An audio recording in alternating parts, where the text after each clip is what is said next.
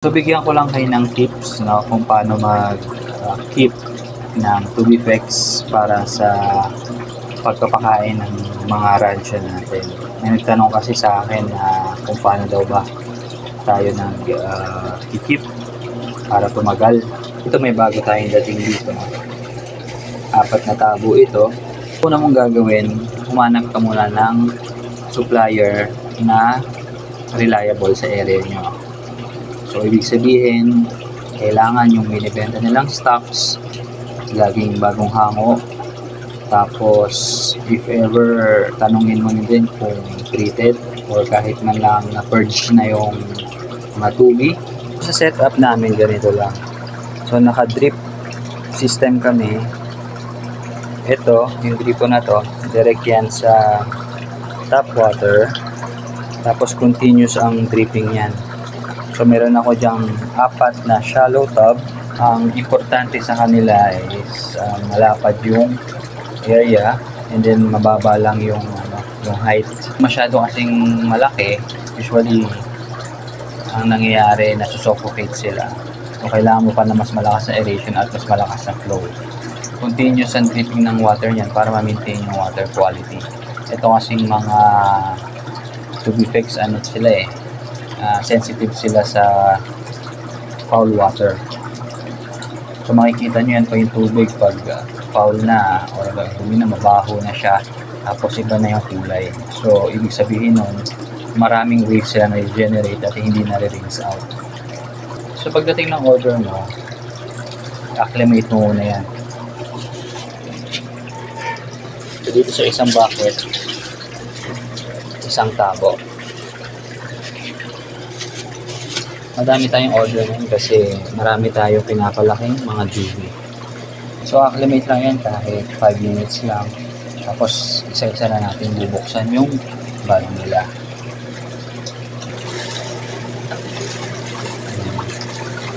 So, pag bukas, dahan-dahan lang. Okay lang yan pag kasama yung tubig kasi continuous drip naman yan. Lalakasan nyo lang yung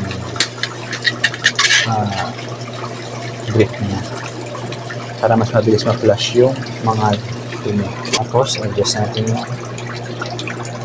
flow. Lalakasan natin. So, ganito ginagawa ko, no? Pinapadrip ko siya kasi hindi ko muna agad pinapakain niya. I-purge muna natin and i-maintain yung cleanliness ng water. Magpo-flow lang siya dyan na magpo-flow. So, babalikan ko to after 8 to 12 hours. Tapos, bago tayo magbigay ng Tubifex para sa mga isda natin. So, ayan, after 8 hours, ayan na sila. Pula-pula na. Tapos, ma-clear na talaga yung water. Naan na natin ito. Pwede na natin adjust yung flow.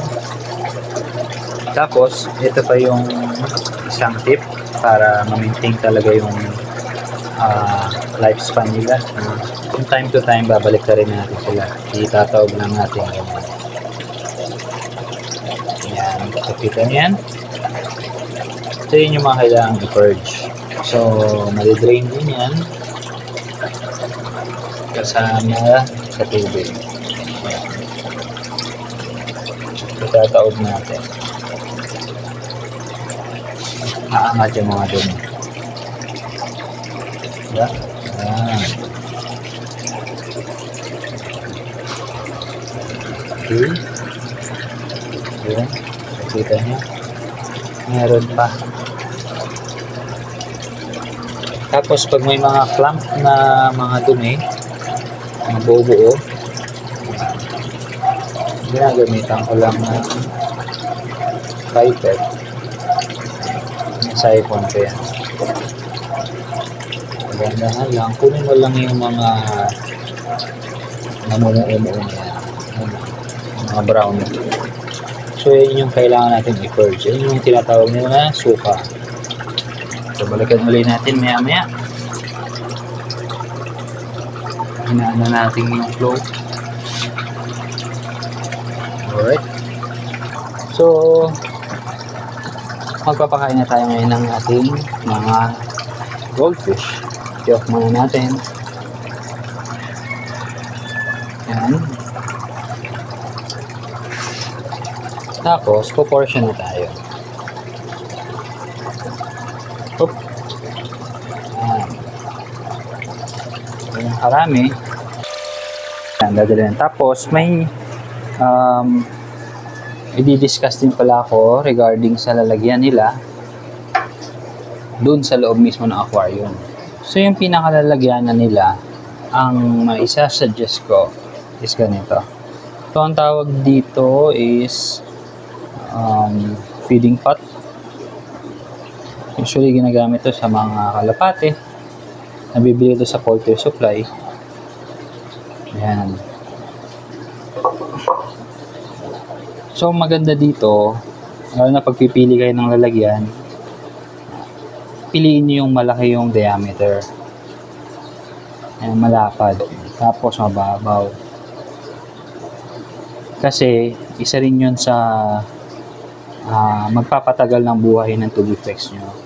Kasi pag sa ganito, pansin nyo yung surface area niyan, siksikan sila dyan sa ilalim. So, masosuffocate yun sa ilalim ng Tubifex, yung mga nandun, mabilis sila mamatay. Unlike pag nandito sila, mag-i-spread out yan, hindi sila magka-clump, mag-group. So, yun. Lagay na natin. Ayan, nag-aantay na sila. Okay. Tapos, i-transfer na natin. Ayan, para hindi kumalat. Ayan, okay. So, maglalagay kayo, huwag sobrang dami. Kung maglalagay kayo ng sobrang dami, lakihan nyo, laparan nyo yung lalagyan nyo. Make sure na laging malinis yung tubig. So, pag ganyan karami, twice a day ako nag-water change. 50%. So, sa ganon, may iwasan natin mag-spike yung ammonia, which is masama yun sa ating mga isda.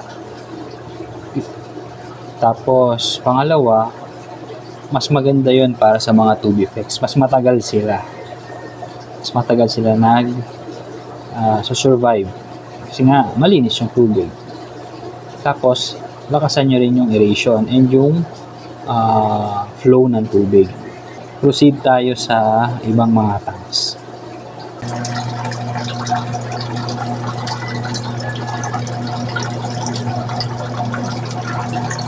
Yun. Sila. Ito pala yung mga ipapa-GO natin. Hindi pa final yan.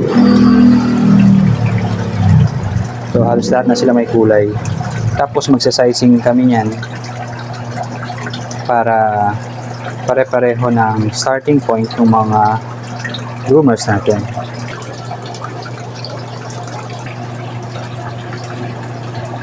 Yeah.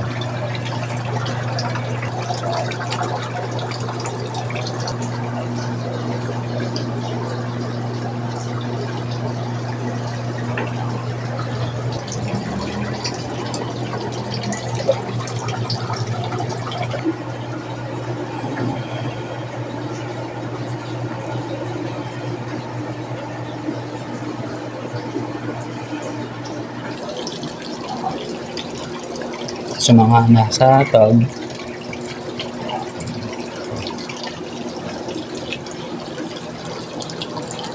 tapos doon, tapos doon.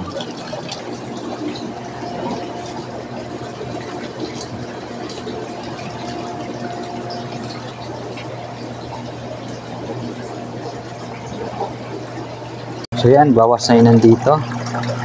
Dito naman tayo kumuha sa kabila para dun sa loob.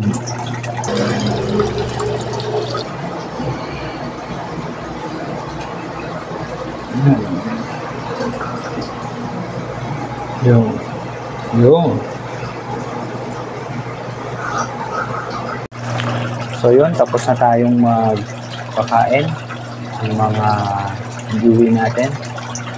So recap ko lang, number 1, hanap tayo ng reliable source or seller ng Tubifex. Number 2, prepare natin yung tamang container para sa mga Tubifex. Number 3, water quality.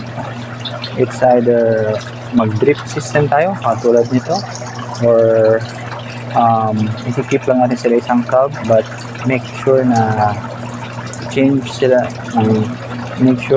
natin yung tubig nila 4 to 6 times a day. Yung babalik rin natin, katulad ng dinemo ko kanina. Keep natin sila sa shaded area as much as possible, colder water. Lastly, before tayo magpakain, make sure na purge or na treat, nalinis, nabanlawan yung mga Tubifex natin kasi galing yan ng wild, para malesen yung chance na magkaroon ng bacterial infection. Okay? So, yun lang. Kung may mga further questions kayo, pwede nyo ako message or mag-comment kayo sa video na to. So, maraming salamat.